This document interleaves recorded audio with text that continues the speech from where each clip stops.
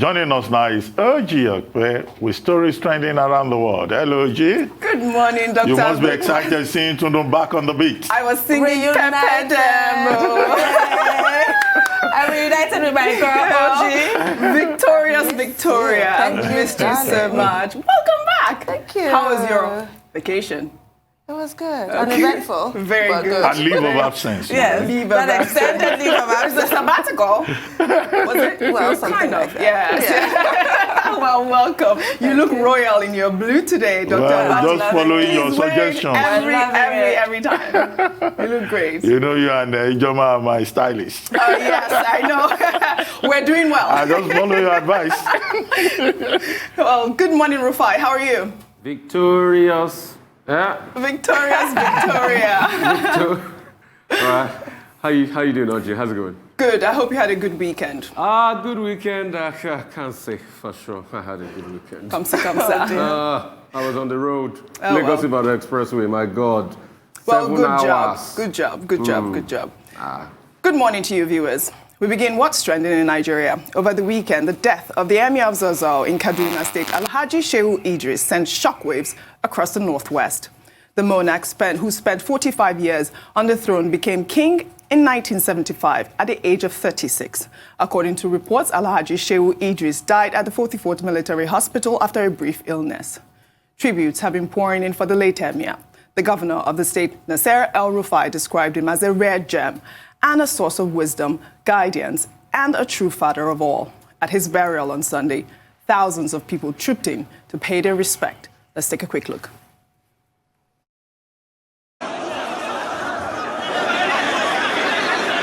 This is the arrival of Chief of Staff.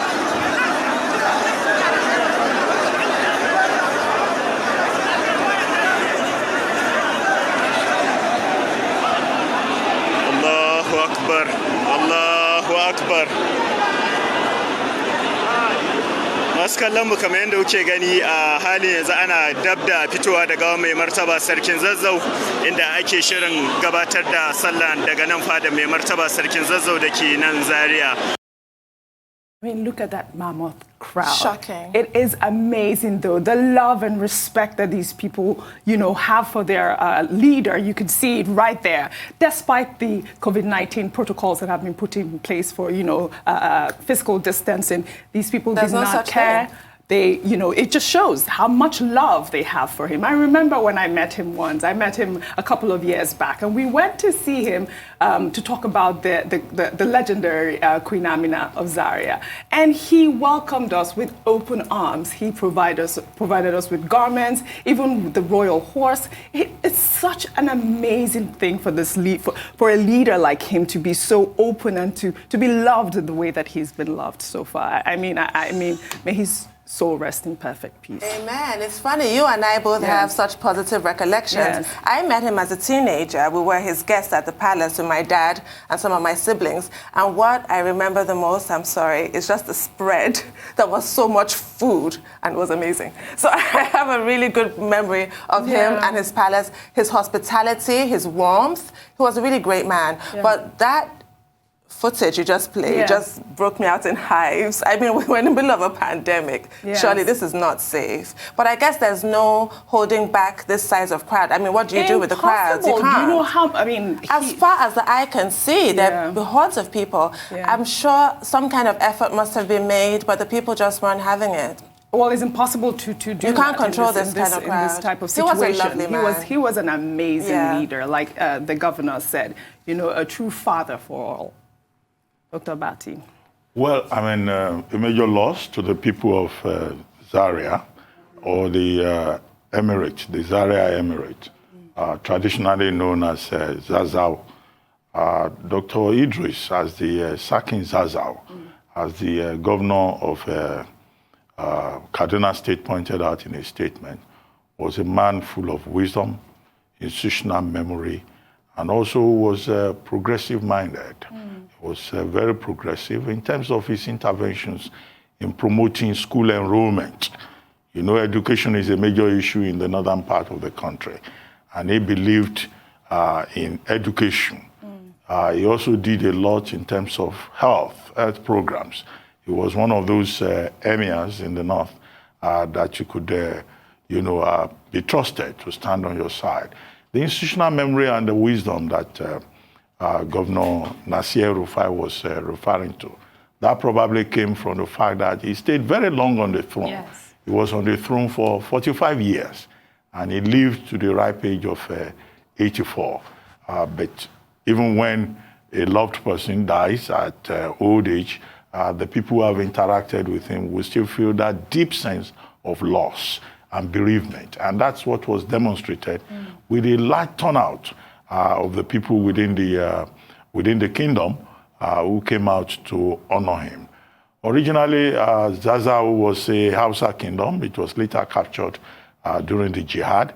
And then you had this emirate system being established. But over the years, over the centuries, from 17th century to date, it's been a major location between Kano, Katsina, either as a trading point, and you've had one ruler after the other trying to sustain the distinction of Zazzau, or Zaria as it is called. And he did a lot in the last 45 years to ensure that the reputation of Zaria as a place of excellence, as a meeting point, as a melting point, port was sustained. So we can only pray that God should grant him Jannah Firdaus, as Muslims say.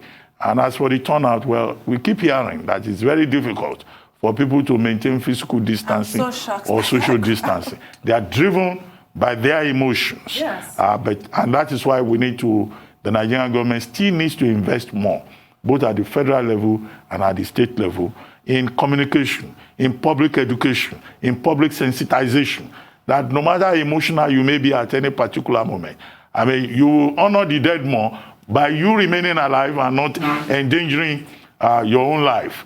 Because the way we are carrying on in Nigeria now, although they say the figures are coming down, the death rate is slowing down, the truth of the matter is that we may have a second wave, of infections in Nigeria if we're not careful. Because all of us are just beginning to behave as if COVID-19 no longer exists, which is unfortunate. Rufai, a quick comment from you. Well, what do I say? Another great man has passed, another man with a lot of wisdom, as a lot of people have said. We pray for the rest of his soul, and most importantly, we pray that those he has left behind, that God will continue to keep them, and Almighty Allah subhanahu wa ta'ala will continue to help them in all their endeavors. And the kingdom he has left behind, Zazzau kingdom, very important, very historic. I mean, we can talk about Queen Amina and the likes, and we can talk about the role of Zaria itself in the heartland of the north. But most importantly, what is certain is they will have to start looking for a new emir. And we pray for the wisdom to be able to get just somebody that will give that level of wisdom that the late emir has given in that region. So we just pray for the repose of the soul. There's nothing else we can say. Yes. May his gentle soul rest in peace. We'll take another story, still in Nigeria. While thousands of people in Edo State are jubilating over the victory of incumbent Governor Godwin Obaseki, the candidate of the All Progressive Congress, Osage Ize-Iyamu, in a tweet over the weekend, faulted the process that led to the emergence of Obaseki as winner of the election. In the post, Ize-Iyamu claimed his supporters were prevented from voting, adding that he was still studying the results along with other APC members and will announce his next move. Many Twitter users responding to the post urged Ize-Iyamu to accept defeat. Let's take a tweet from Universal Skills, who wrote, "You have contested elections twice on the platform of the PDP and the APC, and twice you have lost. Please face the work of the pulpit. If you truly are a pastor, as you have always claimed, there is no need hitting up the system." Meanwhile, many Nigerians have taken to social media to mock the former national chairman of the All Progressive Congress, Oshiomhole, who was the major supporter of Ize-Iyamu. Well, former senator from Kogi State, Dino Melaye, in a now viral video said Oshiomhole, who was known as Oshobaba, has now been reduced to Oshopikin. Let's take a look. Fellow countrymen and women, I salute you once again in the course of our nation's history. I am reaching you directly from Edo. What we used to have as Oshobaba has now been reduced, downgraded, degraded to Osho Pikin. So nobody should call Osho Baba again. Never. The only thing you now have is Osho Pikin. Everybody, Obaseki me for one time, Obaseki. Wike me for 2 times, Wike. Makinde me for 1 time, Makinde. Ekwere Madu me for 1 time, Ekwere Madu. Oyadino me for half time, Di Mechionu. Otiko, Osho Pikin. Otiko, Osho Pikin. Tiko, Osho Pikin. Osho Baba, oh, now, Osho Pikin. Pepe them, oh. Philip Shaibu, pepe them, oh. Pepe them, oh. Wike pepe them, oh. Wike pepe them, oh. Pepe them, oh. Ekweremadu, pepe them, oh. Pepe them. Makinde, pepe them, oh. Pepe them. Dinomelaye, pepe them. Pepe them. So our market now, APC, our market, God pass Manjari, PDP. He will never stop. I watched this thing maybe 20 times. I was just cracking up, laughing. I mean, completely amazed. But he's not the only one. A lot of people have been posting different, mockery of Adams Oshiomhole on social media. Really, really unfortunate situation at this point. But with Osage Ize-Iyamu's tweet, I thought that was quite amazing, given that he had congratulated Godwin Obaseki. I mean, that's a given. It was good that he did that. But I don't understand what he means by he'll announce his next move soon. Who was prevented from the campaigns? I think he's trying to keep his options open. Ah, okay. It's difficult to accept defeat. I mean, I found Senator Melaye's little ditty really funny, but let's not go around infantilizing people just because they lost an election. Yeah. Every politician knows the vagaries of the job. You win some, you lose some. Senator Melaye himself should know that. So I think it's just a joke, and it should be taken as that. And rather, we should commiserate with people who lost, because they did exert a lot of effort and money. Let's try and be gracious. That's my thing. Well, in politics, you win some, you lose some. Exactly. What is important is for politicians generally, either they lose or they win, to conduct themselves after the fashion of gentlemen and sportsmen. I think sportsmanship is very important here. As for Pastor Ize-Iyamu, he has not congratulated Godwin Obaseki. In fact, he rejected the outcome. And he said that he will study the results and then announce the next move. The APC Edo State also has also said, as a party in Edo State, they are rejecting the outcome of that election. Now, we can then say, look, they should be sportsmanly. The point about he being a pastor, that's blackmail.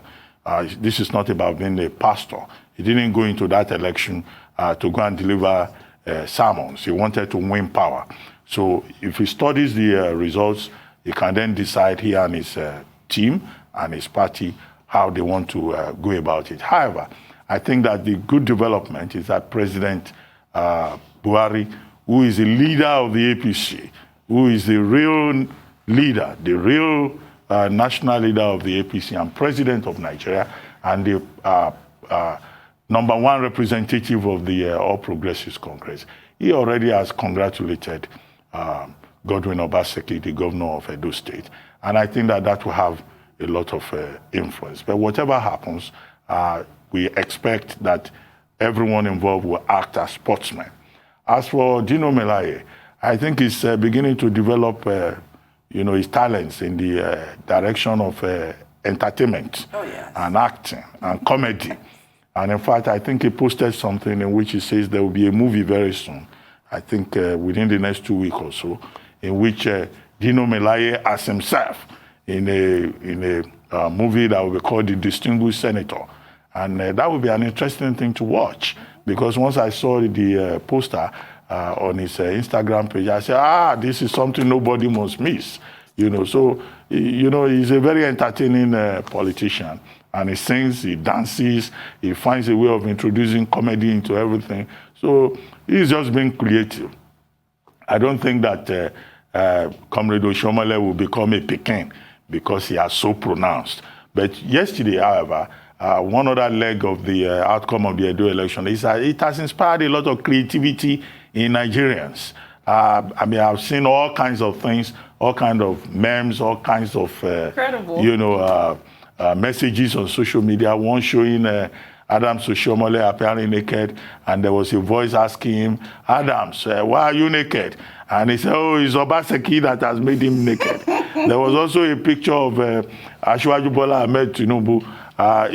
They wrote on the back of his dress, Edo no be Lagos, true, make her they go. You know, that kind of thing. So it was very entertaining, and people were amusing themselves. It's a way of commentary, but I think what is important at the end of the day is that the process in Edo State has gone well. Lessons have been indicated, and hopefully all the political actors and others who are supposed to learn these lessons will learn the lessons. All right. Well, let's head over to the U.S. now, where tributes have continued to pour in for the late former Justice of the United States Supreme Court, Ruth Bader Ginsburg, who died from complications of pancreatic cancer on Friday. She was the second woman to serve on the Supreme Court and a pioneering advocate for women's rights. She was 87 years old. Well, let's take a quick listen to some of the most memorable words from her speeches over the years.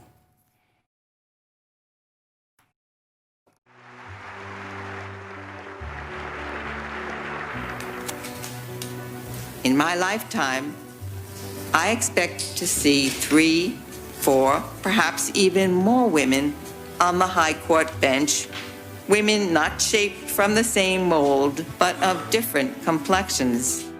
We are at last beginning to relegate to history books the days of the token, one-at-a-time woman.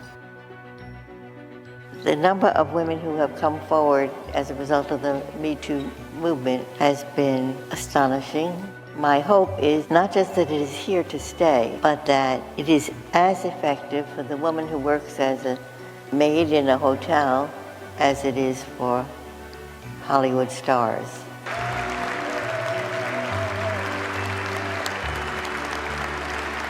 I have had the great good fortune to share life with a partner who believed at age 18 when we met that a woman's work, whether at home or on the job, is as important as a man. To make life a little better for people less fortunate than you.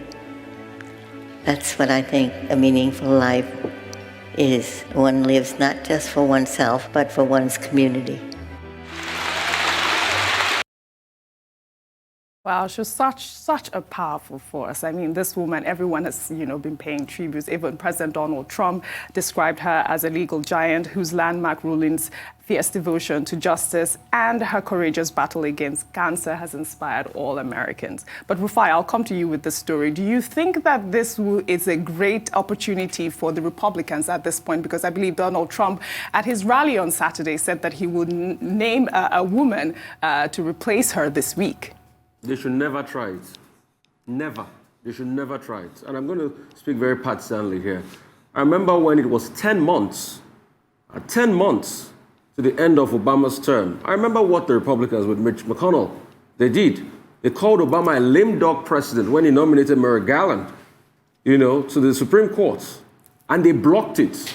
They used every means possible to block it. This is 50 days to the election. Ruth Bader Ginsburg said, their last wishes, she said fervently that they should wait till a new president is elected before they go ahead and make those nominations. Respect the wish of a dead woman. A couple of senators have come out, Republican senators, to kick against this. So Trump shouldn't do it because of politics, because he wants to show up his base.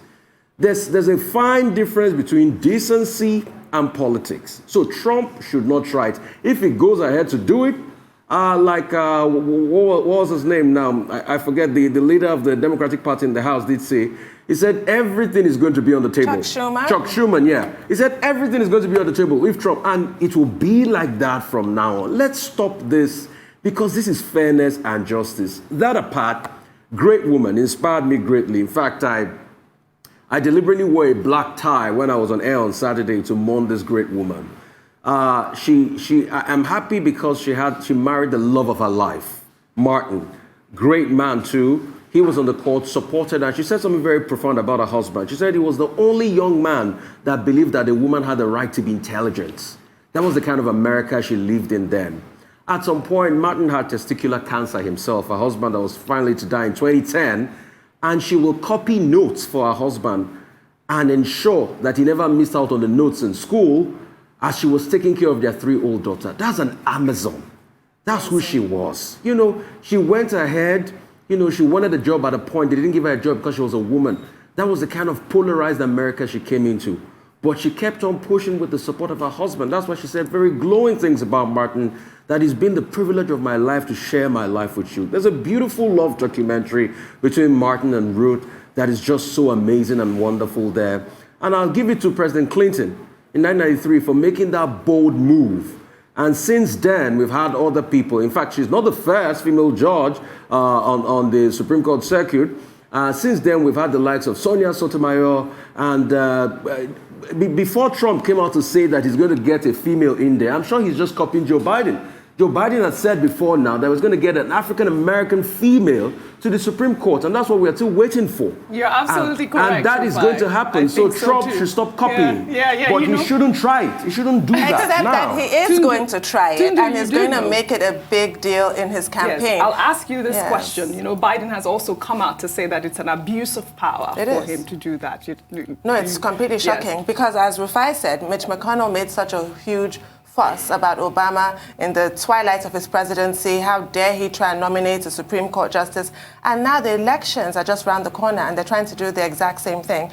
And the nominees voting has started. Tundu, voting has even started. It's shocking. Early voting has started. It is truly shocking. And the nominees so far, I mean, the favorites, Amy Coney Barrett is the favorite because she was in the running for when Brett Kavanaugh was elected, and everybody expects her as a point of duty to overturn Roe versus Wade. The liberals are quaking in their boots if a woman like this gets in. And even the second one, who's the second runner-up as far as Trump is concerned, is not looking too great, a Cuban immigrant. Right, okay. No. Go ahead, Dr. Bata. Yeah, I think, you know, why is there so much politics around the death of the notorious RBG, as she's known in popular culture, is because, look, she was the leader of the liberal wing of the U.S. Supreme Court. And if you appoint a conservative, as President Trump is likely to do, that could tilt the balance and affect a number of issues, how those issues are determined for a very long time to come before there is any tilt in any other direction. Because the U.S. Supreme Court is not a place that is organized on the basis of ethnicity or religion or favoritism. It's a highly ideological court. Now, that's one. However, our last wish is that there should be no replacement she would wish, you know, until another president comes in. Because in any case, she's more or less anti-Trump.